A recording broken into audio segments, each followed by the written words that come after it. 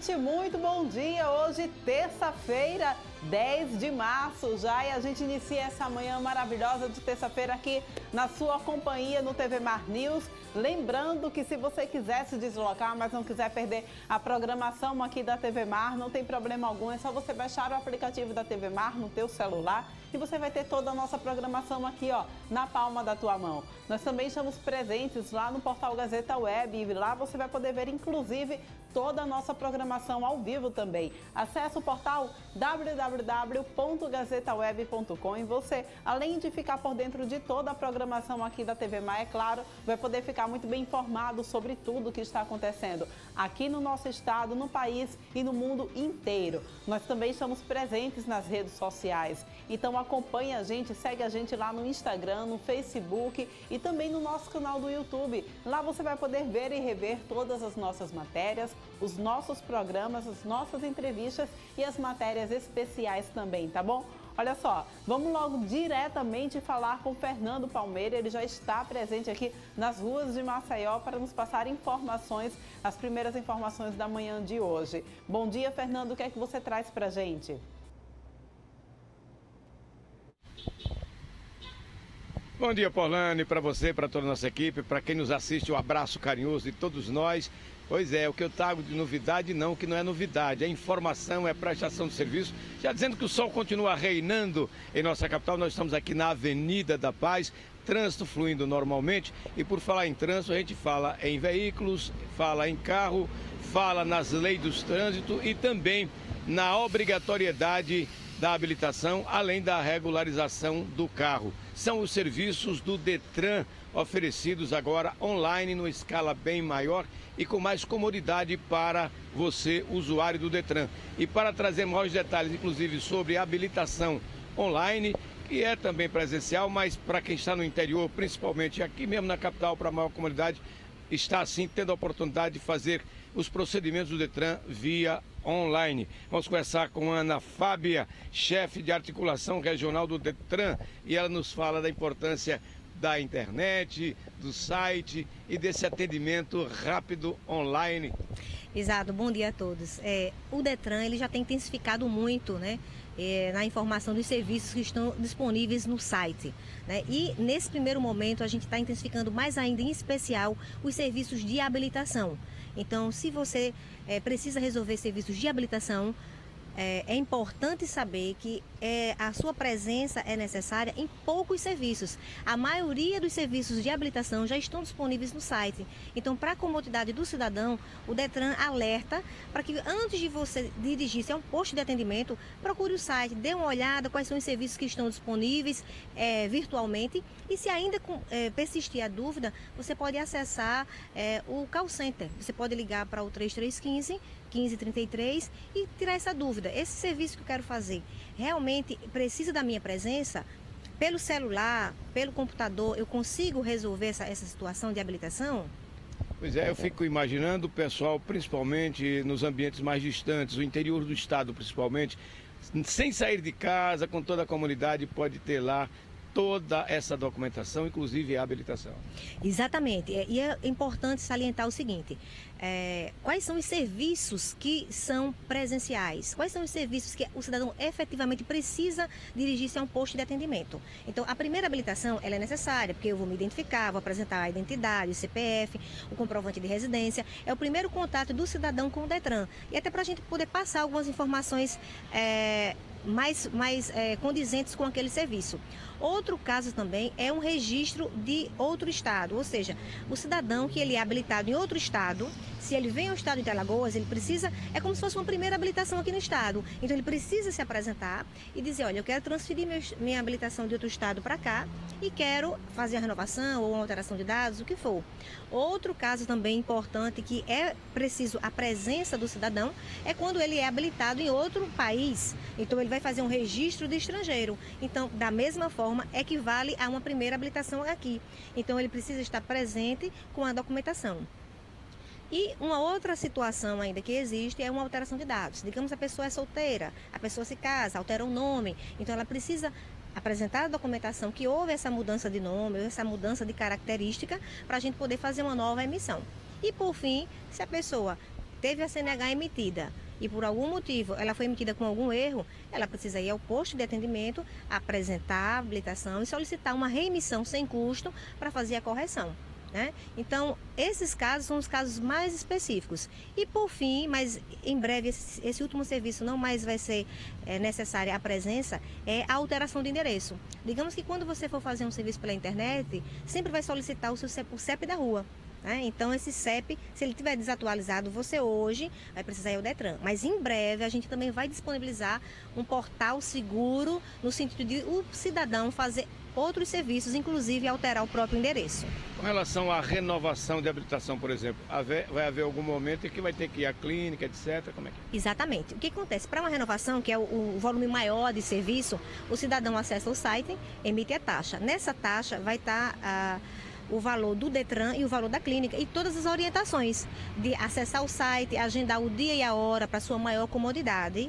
Ele vai à clínica, no caso da capital, na própria clínica ele vai capturar a imagem, vai tirar a foto e aguardar a CNH chegar na residência. Então, assim, é algo que ele não precisa em nenhum momento dirigir-se ao posto de atendimento. Como também a renovação para o veículo, documentos do veículo, o IPVA, tudo hoje online, sem maiores problemas, o que já está acontecendo. Né? Exatamente. Então, assim, a intenção do Detran de fortalecer essa campanha dos serviços online é para quê? Para que diminuam as filas nos postos de atendimento, uma vez que a maioria dos serviços estão na internet, dando maior comodidade ao cidadão. E para que o servidor ele possa fazer o serviço que efetivamente precisa ser feito. No caso de veículo, só para a gente ressaltar, o cidadão precisa acessar 2 sites, o do Detran e o da Cefaz. Emite a taxa do Detran com o seguro e a taxa do IPVA. Vai fazendo o pagamento ou à vista ou parcelado, no caso do IPVA, e aí é só esperar também o documento chegar em casa. Muito bem, bem lembrado e orientando bem. Agora, para orientar ainda melhor, qualquer dúvida, pode repetir os canais mais precisos. Olha, o call center você pode ligar para o 3315-1533. É de 8 às 18, de segunda a sexta-feira. Mas é tecnologia da comunicação à sua disposição e o Detran está aí oferecendo para você e para toda a comunidade, capital, interior do estado, esses serviços online, só em algumas exceções, como bem foi colocado aqui pela Ana, para que você tenha toda a comunidade possível. Parabéns, Detran, e parabéns também a você, usuário. Aqui da Avenida da Paz, no Jaraguá, quase mais de Chico Nogueira, Fernando Palmeira, para a TV Mar News. Paulane Santos, a gente segue com você. Muito obrigada pelas suas informações, Fernando. Daqui a pouquinho você volta então com mais informações, inclusive, gente, sobre coronavírus. A gente vai falar aqui. Nós já tivemos o primeiro caso de coronavírus confirmado aqui no estado de Alagoas. E a gente vai continuar falando também aqui. Já estamos posicionados com Cícero Péricles, ele que é economista e vai falar sobre a queda da Ibovespa. Olha, aqui está batendo recorde, inclusive, 12%. E aí, por que eu disse, vamos continuar falando? Porque tem a ver também com o coronavírus, é verdade, Cícero? Bom dia para você. Bom dia, Paulane. Veja bem, o fato gerador da crise mundial, que chega e transborda e chega ao Brasil, ele nasce na China, todos nós sabemos, né, com a epidemia do coronavírus, em dezembro do ano passado.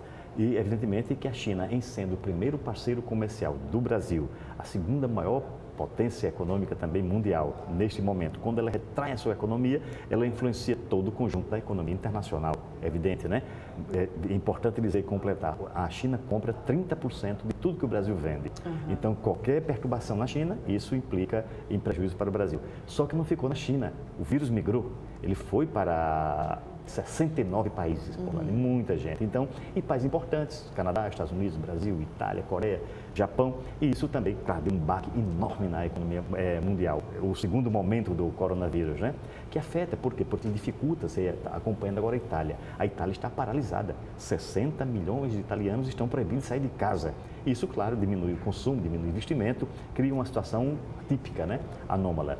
E o que vai acontecer? Quando esse quadro estava muito ruim, aí, sexta-feira passada, há um anúncio, né, da guerra comercial do petróleo entre a China e a Arábia Saudita, que faz com que o preço do petróleo despenque, mas muito fortemente, afetando todas as bolsas internacionais, inclusive o Ibovespa, né? O Ibovespa que cai em flecha e tem um baque de menos 12,17%, que é um valor inédito, né? E ele lembra o que aconteceu em 1998, ou seja, há tempos que nós não vimos essa cena. Portanto, o coronavírus tem a ver com a crise, mas esse do petróleo foi quem deflagrou essa crise que nós assistimos no dia de ontem e na sexta-feira passada também. Pois é, e aí a gente acaba vendo também esse contraste da alta do dólar também, que já está quase atingindo os R$ 5,00. Isso. E como é que a gente... Isso é reflexo também? Tem reflexo dessa crise. Evidentemente que quem tem recursos e que acredita em ativos financeiros corre para o dólar porque é um ativo seguro, uma moeda da principal economia mundial. Existe a questão da crise econômica, mas também existe a incerteza, porque o dólar já vem tendo esse preço mais alto, crescendo já desde há um ano atrás, pela também instabilidade política do Brasil. Nós temos uma situação política no Brasil que a cada dia que você acorda tem uma novidade, em geral, não muito positiva, né? Que mesmo com o setor grande capital, os bancos, empresas, agronegócio apoiando as reformas, o governo federal brasileiro tem contribuído enormemente, mas muito fortemente para essa instabilidade. E o dólar é um porto seguro. E que impactos isso traz, então, para o nosso país e, em especial, aqui para o estado de Alagoas? Olha, primeiro impacto negativo na economia brasileira são as exportações. Por quê? Porque com o atraso na economia internacional, os países param. Imagina, quem vai conseguir vender para os Estados Unidos hoje, o Japão? Está todo mundo de pé atrás, né? Primeiro ponto importante. Segundo, os investimentos. Por quê? Porque numa insegurança dessa, num clima de incerteza, os investimentos se retraem. E aí está acontecendo um problema na economia brasileira. Todos os atores econômicos, seja os bancos, as grandes indústrias, o agronegócio, os consumidores como nós, todos estão com a posição de cautela. E essa posição de cautela é ruim para a economia, porque, claro, diminui o consumo. E diminuindo o consumo e os investimentos, o governo federal tem menor receita. Tendo menor receita, então o que vai acontecer? A possibilidade de investimento é menor e isso, claro, gera uma estabilidade. O exemplo prático dessa receita menor são os royalties. O governo federal brasileiro tem nos royalties da Petrobras um volume extraordinário de recursos, que chegam também aos estados, que chegam também aos municípios. Este ano teremos pelo menos um corte aí de metade dessa transferência. Isso impacta na gestão pública municipal federal. Esse é o primeiro dos grandes impactos que se espera dessa crise da Bolsa de Valores, né? Pois é, agora trazendo aqui, continuando falando aqui sobre a realidade do país, aqui do nosso estado também, aí a gente pensa na Selic, a gente tem visto tanta gente falar também, mas a taxa Selic despencou, é um momento de recuperação da economia, fica melhor para o consumidor. E ela realmente tem como salvar diante dessa... Não. A taxa Selic é um bom sinalizador, ou seja, o fato da taxa de juros central caindo as demais taxas, isso seria interessante para investimento, desde que acontecesse o consumo. Porque, veja bem, com capacidade ociosa, as fábricas não vão fazer investimento nem vão aumentar a produção, portanto, também não vão gerar mais emprego. E a notícia ruim de ontem, péssima notícia, é de que, por exemplo, a Petrobras, ela representa 20% de todo o investimento industrial do Brasil. Ela ontem levou um choque muito grande, o barril do petróleo caiu pela metade, né? Ou seja, a empresa perdeu metade do valor. O petróleo é o segundo maior produto de exportação do Brasil, depois da soja. Isso é um impacto que contamina toda a economia. Os exportadores de carne também perderam ontem. Os exportadores do agronegócio perderam também ontem. As mineradoras também perderam ontem. Os bancos, ou seja, as companhias aéreas, os voos internacionais estão diminuindo em flecha. Isso afeta toda a economia brasileira. Ou seja, nós estamos vivendo um clima muito ruim. E esse conjunto de setores e empresas foi o responsável principal do baque ontem da Bolsa de Valores. E claro que isso está afetando a economia nacional. Por quê? Porque, claro, quando há uma retração, o PIB também cai. E quando cai o PIB, ontem o Banco Central anunciou, né, já uma revisão, era a expectativa de crescimento de 2,5%, que já era pouco, caiu ontem para 1,9%. Então, há um clima assim meio de baixa astral, ainda hoje, né? Vamos esperar daqui a pouco, quando o Bolsa de Valores abrir, qual será a reação do mercado hoje. Espera-se que seja minimamente positiva. Cícero, muita gente pensa, olha, vou aproveitar que a Ibovespa caiu, está ao meu alcance, né? Eu vou então fazer comprar ação na Bolsa. Funciona assim? Dá certo? Qual conselho você deixaria? Não dá certo. A probabilidade, veja bem, não é que não dê certo, pode dar certo também, mas tem uma margem muito grande de risco. Por quê? Porque 99% dos investidores, Paulo, são pequenos e médios investidores. E essas pessoas, individualmente, não dominam no plural, né, todas as informações do mercado. Ou seja, ela tem um dinheiro, vai, corre para o tesouro, corre para a Bolsa de Valores, ou aplica em ouro, mas ela não detém informações. Aí o que vai acontecer? A taxa de risco sobe muito, né? E outra coisa, o fato da Bolsa de Valores ter caído não quer dizer que ela vai ascender rapidamente. E mais, mesmo que ascenda o seu índice geral, não quer dizer que as ações que você conseguiu comprar, elas também subirão nessa média. Ela pode subir abaixo da média ou até baixarem também. Então, é muito risco. Neste momento, o conselho é não mexer nos seus investimentos. Por quê? Porque o mercado de ações, o mercado do ouro, do dólar, as aplicações em geral, elas trabalham na linha do tempo em longo prazo. Não está preparada para render um dia, 2 dias ou uma semana, nem mês. Ela é um investimento de longo prazo. Entendi. É positiva no longo prazo. Sempre será um bom resultado se você pensar em 2, 3 anos, aí sim, é um grande investimento. Então, qual é o conselho? Que é que todo mundo pergunta e pede, né? Qual é o conselho? O conselho mais sensato nesta hora, Porlane, é ir ao banco. Ir ao banco e falar com a pessoa mais importante da terra, da cidade de Maceió hoje, que é o gerente do seu banco. Por quê? Porque os bancos, as grandes unidades bancárias, elas detêm um volume muito grande de informações e orienta muito claramente todo o seu corpo de funcionários a trabalhar com os clientes, porque não pode perder nenhum cliente. Você, por exemplo, é um cliente muito importante no seu banco, mas muito. Então, quando você entra na agência e pergunta, eles têm o que se chama portfólio, que são as melhores alternativas no dia e diante dessa crise. Entendi. Então, ele vai dizer, olha, o melhor investimento de acordo também com o perfil do investidor, no caso, você, então ele vai dizer o perfil, o que você pretende com aquele investimento, qual é a capacidade sua de investimento, a sua expectativa de tempo, e ele dirá nessa fórmula qual é a melhor saída para o seu dinheiro. Uma saída. Há um perigo muito grande, Paulane, você que é uma mulher muito conectada, uma profissional muito conectada, todo dia recebemos milhares de informações, estímulos para investir em ações ou em outros tipos de aplicações que garantem e prometem taxas de sonho, né? Taxas de delírio, na verdade, e que não acontece isso. Por quê? Porque é uma disputa de mercado. Existem milhares hoje de financeiras eletrônicas que oferecem produtos que não batem com a realidade. Então, há um perigo, há um estímulo, há milhões de pessoas que entraram nesse jogo e é um jogo perigoso. Ontem teve um prejuízo fantástico, né?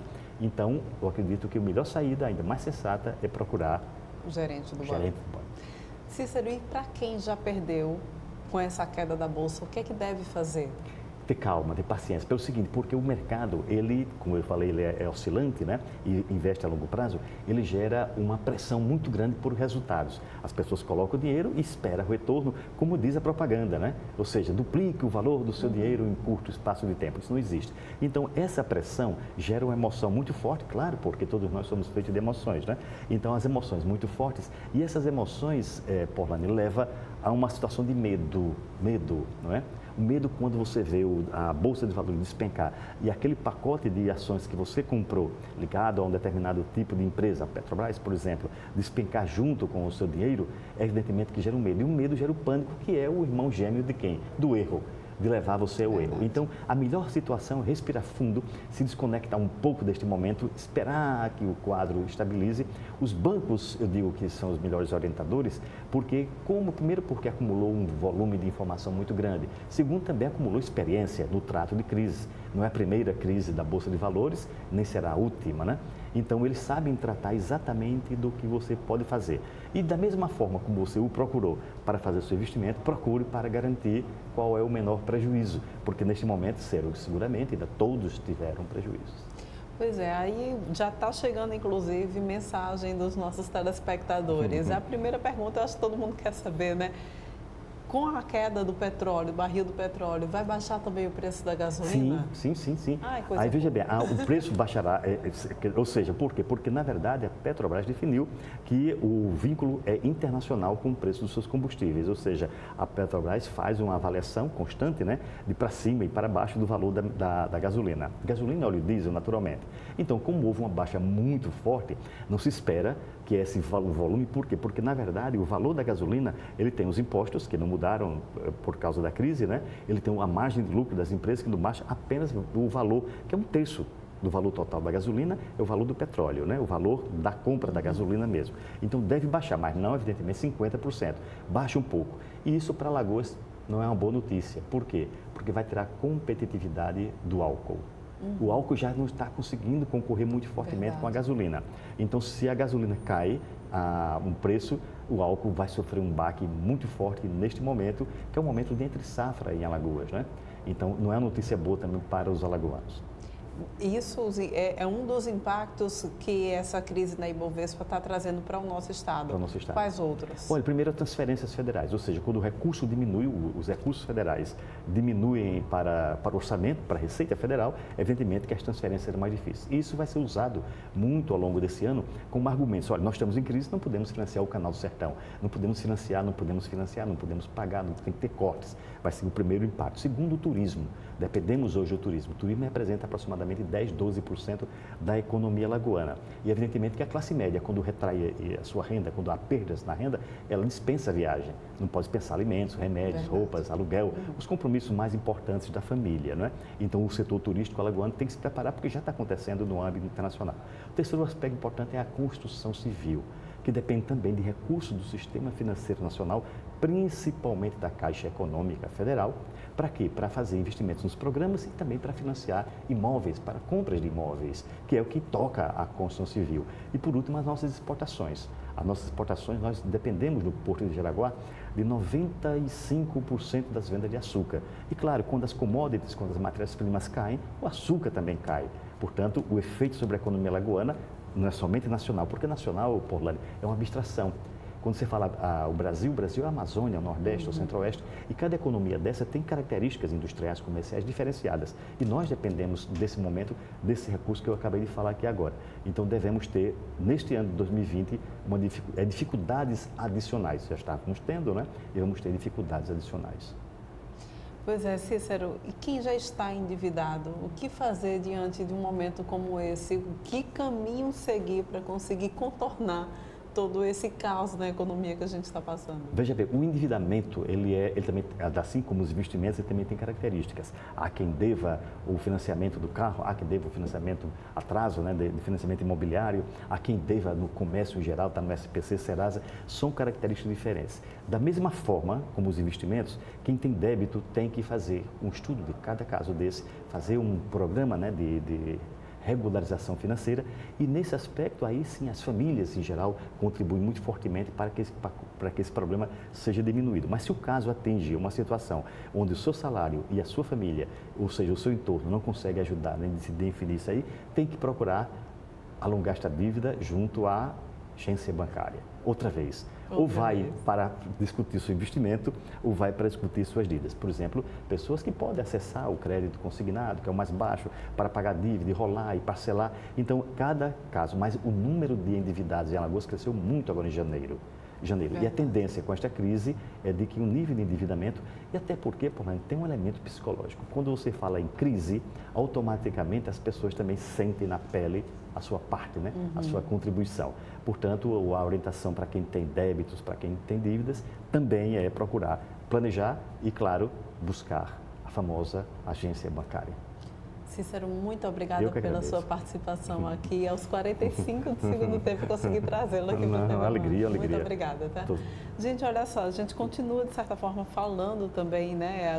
O Cícero Pérez, ele citou muito bem aí sobre o coronavírus que está impactando na nossa economia. A gente vai para um rápido intervalo, 30 segundinhos, mas volta daqui a pouquinho para falar ao vivo com o secretário estadual de saúde sobre esse assunto. Eu volto já.